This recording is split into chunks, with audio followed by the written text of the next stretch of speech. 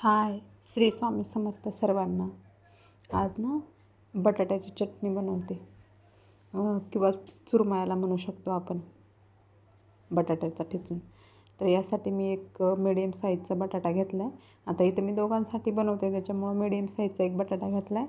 तो कट करून थोडासा तेलामध्ये फ्राय करून घ्यायचा, असं गोल्डन शिजला पाहिजे. किंवा तुम्ही उकडून पण घेऊ शकता, पण काय ना याची असं फ्राय करून घेतलेली टेस्ट एक वेगळीच असते, खूप छान लागते. त्याच्यामुळं मी ना इथं फ्राय करून घेते.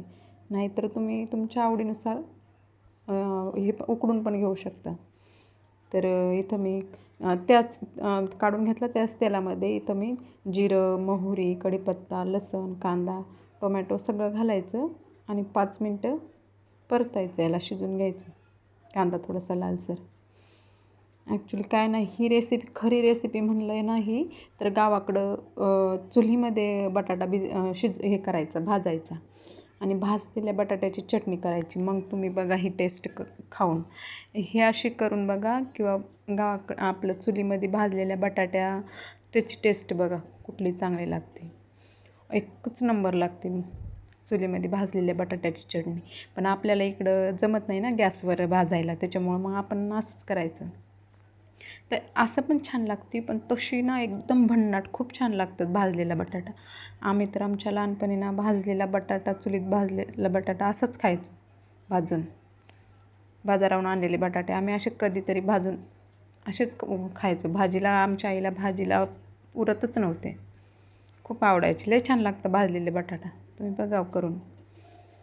तर इथं मी हे बघा तेलात कांदा ते सर्व टाकलं होतं. त्याच्यानंतर मसाले वापरले मी. तर मसाल्यांमध्ये मी फक्त लाल तिखट आणि थोडंसं आपला हे मॅगी मसाला आहे, मॅजिक वापरला आहे. आणि तो बटाटा काढलेला तो थोडासा आपला क्रॅश करून घेतला, असं चुरमा करून घेतला आहे.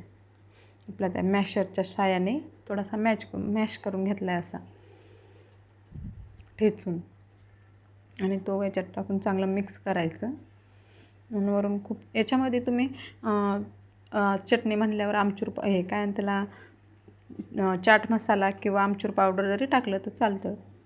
जशी त्याची टेस्ट असते वेगवेगळी. मी तर कुठलंच काय वापरलं नाही, फक्त लाल तिखट आणि तो मसाला वापरला आहे, मॅगी मसाला आहे मॅजिक. शेंगदाण्याचं जरा शेंगदाण्याचं कूट घालू शकताय, लिंबू पिळू शकताय, वरून थोडेसे भुजिया बारीक शेव टाकून खाऊ शकता. एकच नंबर.